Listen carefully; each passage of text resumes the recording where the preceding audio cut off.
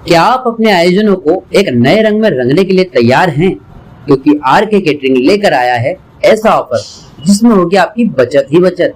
R K catering Khandwa शहर वासियों के लिए birthday, kitty party, meetings, anniversary, engagement, baby shower और अन्य आयोजनों के लिए बैंक्वेट हॉल की व्यवस्था करता है, वो भी बिल्कुल मुफ्त। और यह तो बस शुरुआत है, क्योंकि हमने सोचा है आपके लिए कुछ और भी खास। तो क्यों ना आज ही हमसे संपर्क करें और जाने अपने ऑफर का सस्पेंस जो है सिर्फ आपके लिए। आरके केटरिंग एंड इवेंट्स आपके हर आयोजन को यादगार बनाने के लिए आपका इवेंट साथी। मध्य प्रदेश कोटवार की समस्या ये है कि भोपाल से मंत्रालय से जब मुख्यमंत्री जी ने कहा कि भाई जो भूमिहीन कोटवार है उनको हर माह साल में एक बार 500 रुपये वेतन वृद्धि होगी, तो मध्य प्रदेश के सभी जिलों में लगभग मिलना चालू हो गया है और वेतन वृद्धि हो गई है। लेकिन खंडवा जिला एक ऐसा है कि जहाँ पे 500 रुपये कोटवार की वेतन वृद्धि नहीं हुई है।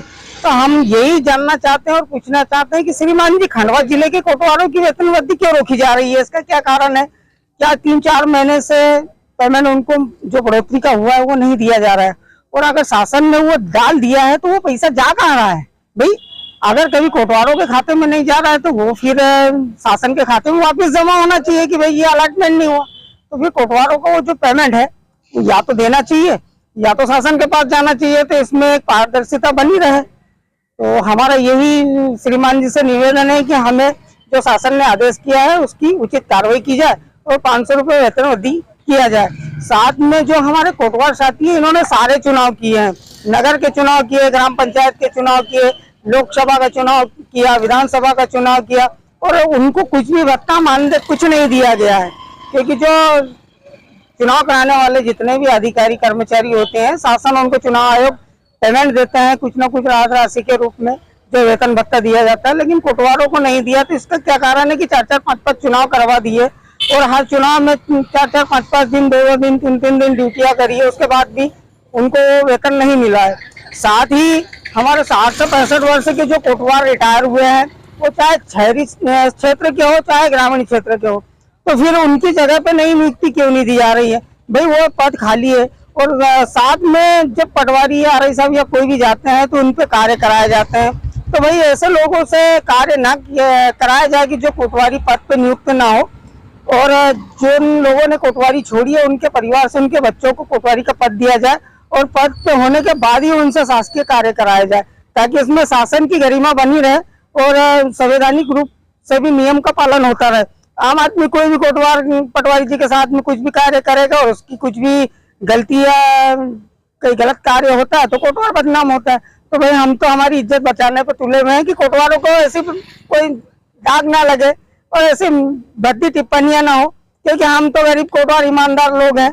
वैसे भी हम हमारे बाप दादाओं से शासन हमको लूटते ही चले आ रहा है, हमारी जमीनें लूट लिए, जमीनों का हक नहीं दे रहा है, उसके बाद भी क्या करें? तो इसीलिए हम शासन से यही मांग करते हैं कि जितना जल्दी हो सके हम कोटवारों की ओर ध्यान दिया जाए और उचित कार्रवाई करके हमें उचित न्याय दिया जाए। जय हिंद, जय भारत। समस्या यही आ रही है कि कोई अधिकारी सुनने को तैयार ही नहीं है। कई लोग जाते हैं तो बोले शहरी क्षेत्रों में हमने कोटवारों की नियुक्ति के आदेश खत्म कर दिए तो बाद में देंगे। तो कोई बोलता है कि भाई तेरे आदेश का भी वो बना के ला, पंचायत से प्रस्ताव लेके आ। जब पंचायत से प्रस्ताव लेके जाते हैं, थाने से चरित्र प्रमाण पत्र बना के लेके जाते हैं, तो कभी ना जाने कौन सी टेबल पे फाइल अटक के पड़ी हुई है, कोटवार को पता ही नहीं रहती और बेचारा कार्य करते रहता है। अब बिना पैसे बिना मिले कुछ कार्य करेगा तो फिर घर का पालन पोषण परिवार का कैसे होगा? तो इस पर ध्यान देना चाहिए। बड़े अधिकारियों का कार्य है कि कम से कम छोटे कर्मचारी की ओर भी ध्यान दे। अगर उनसे काम ले रहा है तो, अगर नहीं काम लेते तो कोई जरूरत ही नहीं है। तो आप लोगों को वर्दी भी मिल रही है, तो इसमें क्या कुछ दाग लग रहा है क्या? और दूसरे काम में सरकार आप कर रहा है? काम हम तो सभी करवाती है और हम करने के लिए सारे तैयार हैं कामों के लिए।